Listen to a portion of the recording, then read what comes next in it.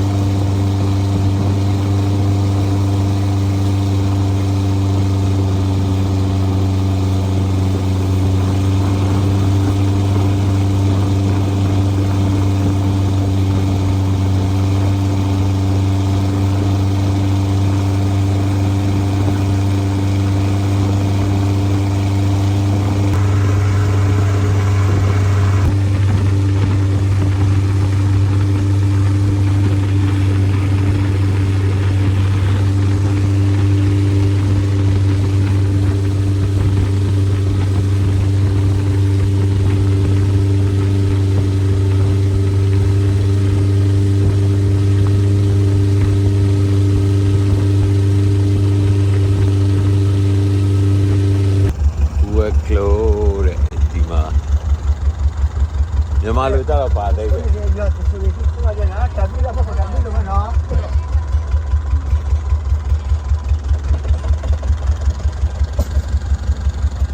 ဒီမှာခဏနားပါမယ်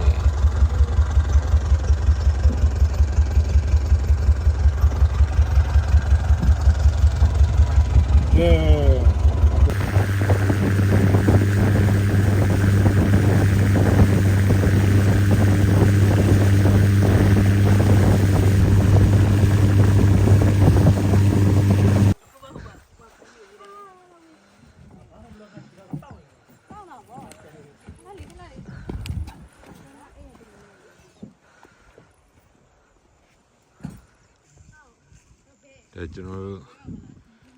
နေရက်တာရဲ့နေရက်တာခီးစဉ်ရဲ့ခဏနားအောင်မနေရပါဒီနေရာမှာနားပါ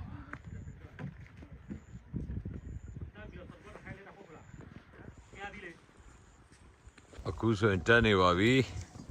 တညတာတဲခုမဲ့နေအောင်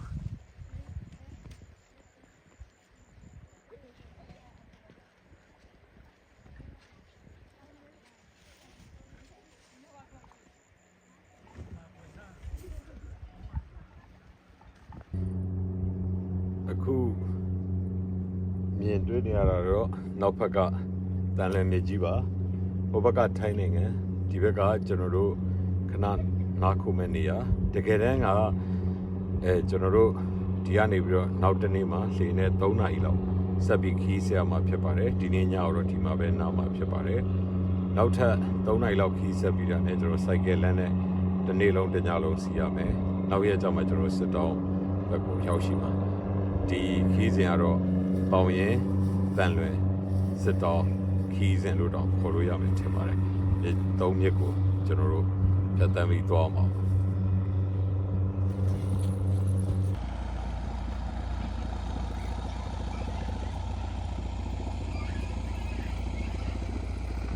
โอเคကျွန်တော်အခုသွားနေတာတော့မဲဆောက်ကနေကျွန်တော်တောင်ရင်အခုတန်လွင်မြစ်ကြီးတန်လွင်မြစ်ကနေပြီးတော့ကျွန်တော်တို့စစ်တောင်း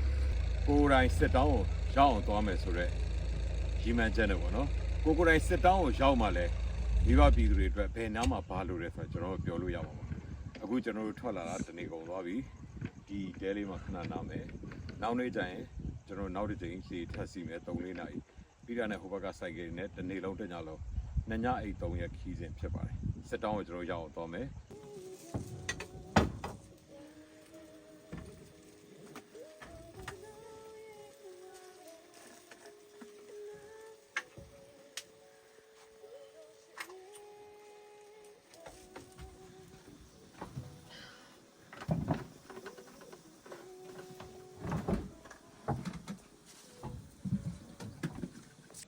ကျွန်မနခင်မြင်ရတဲ့မြင်ကွင်းမှာဒီမှာနဲ့ကျွန်တော်တဲပေါ်ရှိတက်လာ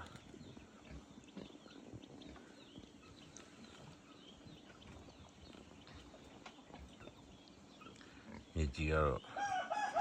ချော်ရည်မြစ်ကြီးတို့ပဲဒီညာတော့တိတ်တိတ်လေးစီး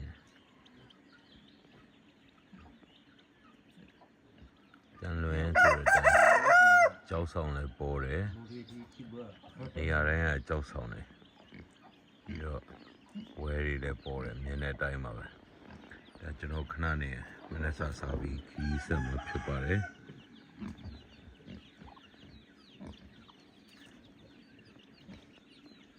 ဒီလိုချိန်နေပါ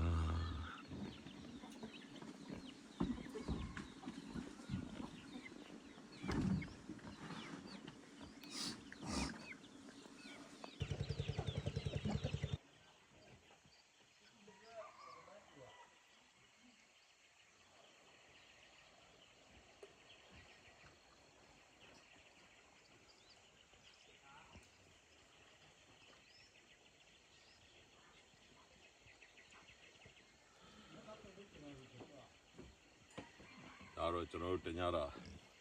တဲခိုးတဲ့လန်တစ်ထောက်နေရပါတက်မှာငားထဲမှာပါဒါတော့အခုကျွန်တော်တညတဲခိုးခဲ့တဲ့ အိမ်လေးဖြစ်ပါတယ်တိုင်လက်သွားတာအစတောင်ပေါ်မြေရောက်နေသလိုပဲတန်လွင်မြကမ်းဘေးကတောင်ပေါ်ပေတရာလောက်မြင့်တဲ့နေရာ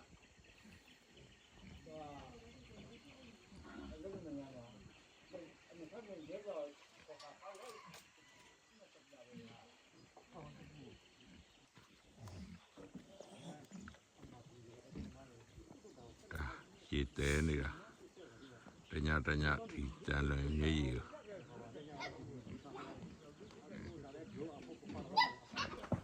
ဟုတ်ဆရာတွေတန်လွင်မြေဘေးရဆရာတွေတော့လိုက်လာလိုက်ရဒီကောင်းနေဒီကစားခေါ်ပြီးတော့ညာတဲခဲ့တဲ့အိမ်တွေပါ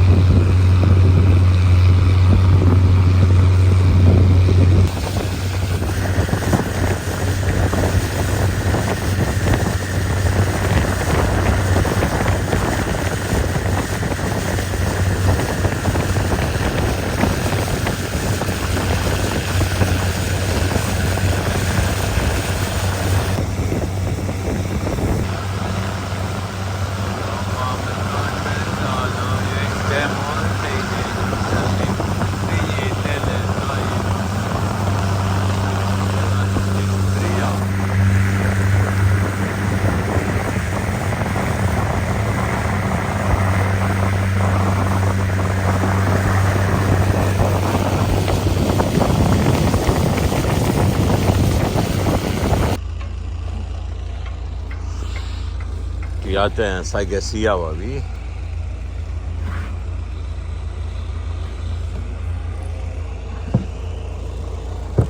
โอ้ย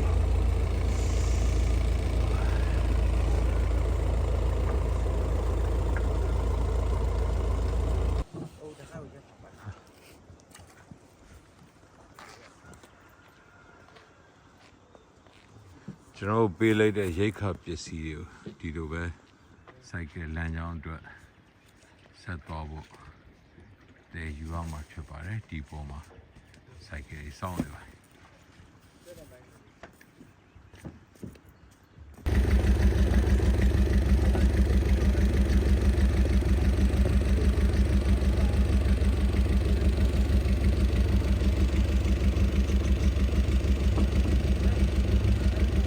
လိုက်ဖို့တဲ့အဖွဲ့တွေကတော့ဆက်လက်ပြီးတော့စံပြီးတော့ခေါင်းမှာဖြစ်ပါတယ်ပြီးဘူးဒီတဲ့နေတာပစ္စည်းတွေကတော့တန်လွင်မြကမ်းရောက်လာပါပြီ ဒီစိုက်ကယ်နဲ့ဒီဆက်ထုံးကျွန်တော်တို့အပေါ်မှာနားလိုက်အောင်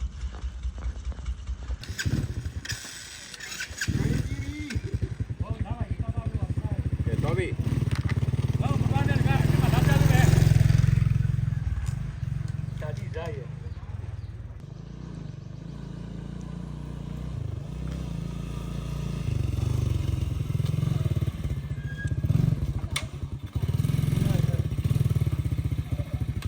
ဒီကနေ့ဆိုရင်ကျွန်တော်တို့တညအိတ်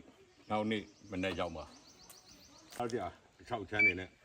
ဒါတစ်ဖက်လုံးတန်တဲ့ဆိုင်ကယ်တွေကတော့သွားကုန်ပြီဖြစ်ပါတယ်ဗျ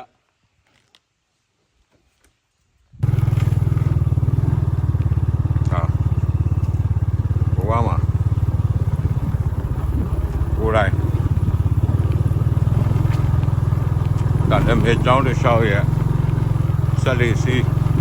ကိုယ်တိုင်ဆိုင်ကယ်မောင်း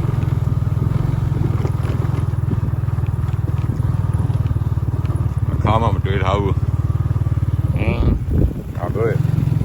ဟ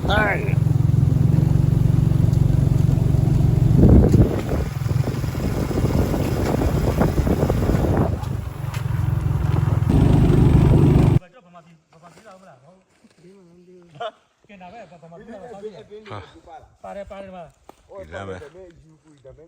ဒါမဲ့ဘယ်ကတော့တစ်ခါမောက်ပြီးတော့ဒီလမ်းမှာပဲ ကျဆောက်ပြီးတွေ့ယူရတယ်ဒါကင်တာပဲအဲ့ဒါမလို့ပြောပြီးတာ ဒီဘက်ကျုပ်တော့ ဒါဆိုတိတာအဲ့ဒါမ မတိုင်းရပြလိုက်ဖြိုးလိုက် တန်နေစိတ်တရာယူတာပေးလာ ဒီကတော့ဒီလိုဖြစ် အဝတ်ထောင်းကကစားထောက်လာနံပါတ်3ရောအဲ့လိုကိုပဲ အခါမြအတာကင်တာလားအခုတော့နေပါအဲ့မှာပစ္စည်းပူရှိဒီလို ပြတ်တဲ့စိုက်ကယ်လေးတွေကဒီလိုထားပြီး မေ တော့ မေဝယ်လို့ရှင်လားဝယ်လည်းဖျက်လိုက်တယ် ကိုယ့်အတွက်လိုအပ်တဲ့ဟာကိုဒီစိုက်ကယ်မှာယူကြတော့ ဒီတော့ဝယ်လည်းပါတော့ အခုတော့သူလည်းဒါပဲကျွန်တော် အခုအဲ့ဒါမှနဲ့တူတယ် နော်ရချီချီလာတယ်နော်ဒီလိုချင်တဲ့ဆောင်းကိုခါရမှာ ကျွန်တော်စီးတဲ့စိုက်ကယ်ဘရိတ်ကအဲ့လိုဖြစ်တယ်ခုနကခမောက်တယ် အင်ဂျောထိုးပေးရတယ်အဲ့ဒီဘယ်စားတော့ ဒါကျွန်တော်စီးတဲ့စိုက်ကယ်ကိုယ်တိုင်စီးစိုက်ကယ်နော်ဟာလီဒေဗစ်ဆန်နဲ့တန်ဖိုးရှိတယ်ဒီမှာ ဒီတက်ပါပြီ ဒီလို ဒီရုပ်အကျုံလည်းငါယူတယ် ကျုပ်ပဲသူကျေးဇူးတင်ရဒီစကဲ ဟောပါသူလည်းဖိတာဒီလိုကြတော့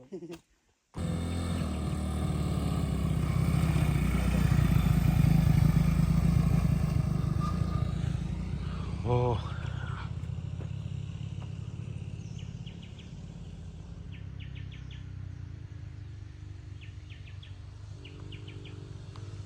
ว้าတက်လာပါပြီနောက်တစ်စီးပြက်လိုက်စီးလိုက်နဲ့ဝါ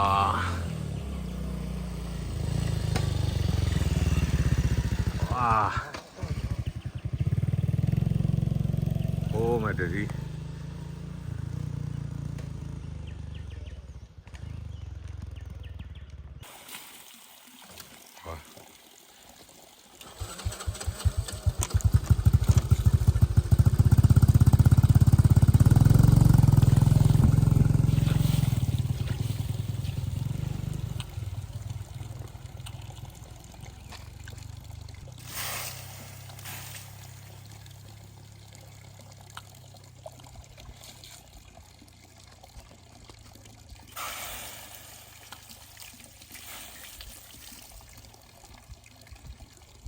ငါchútထက်ကောင် တောက်ညာ ဒီလိုစိုက်ကကားတွေနားဖို့အတွက် စီတပ်ပူရည်နာစီတပ်ပူရည်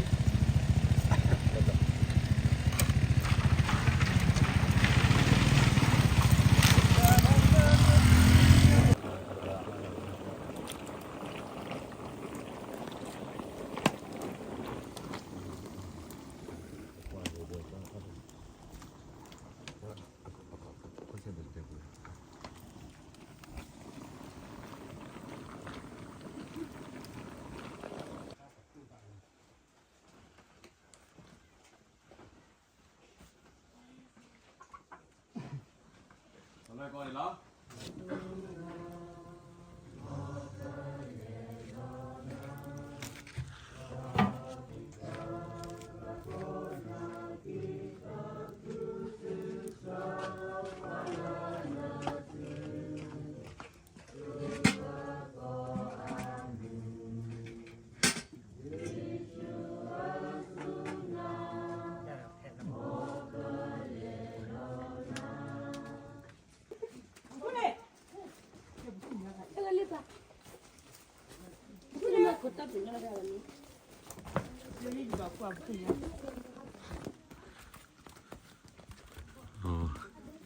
The 10th day was very clear.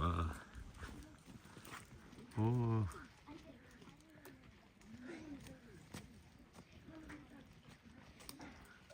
이건 또 그럼.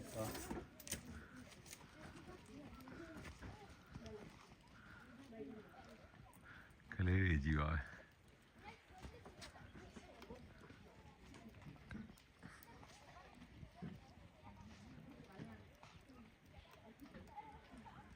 Clear, G.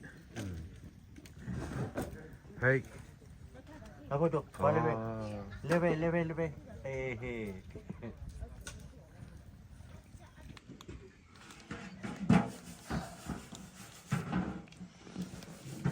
Clear.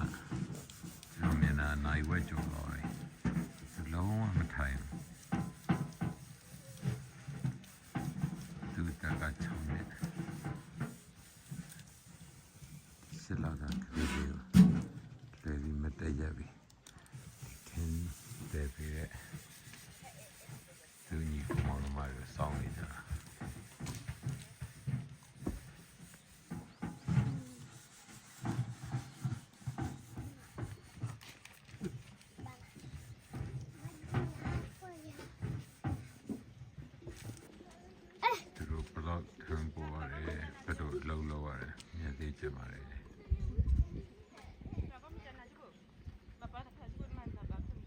Just going to clear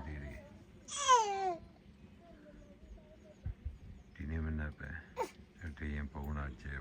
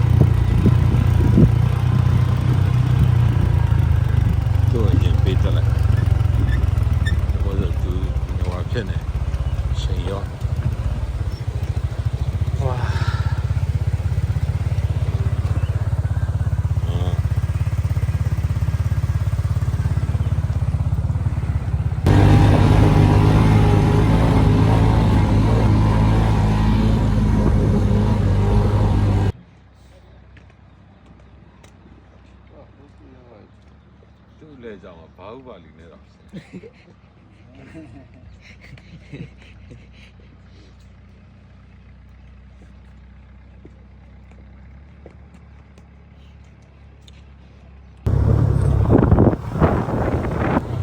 Mali hai.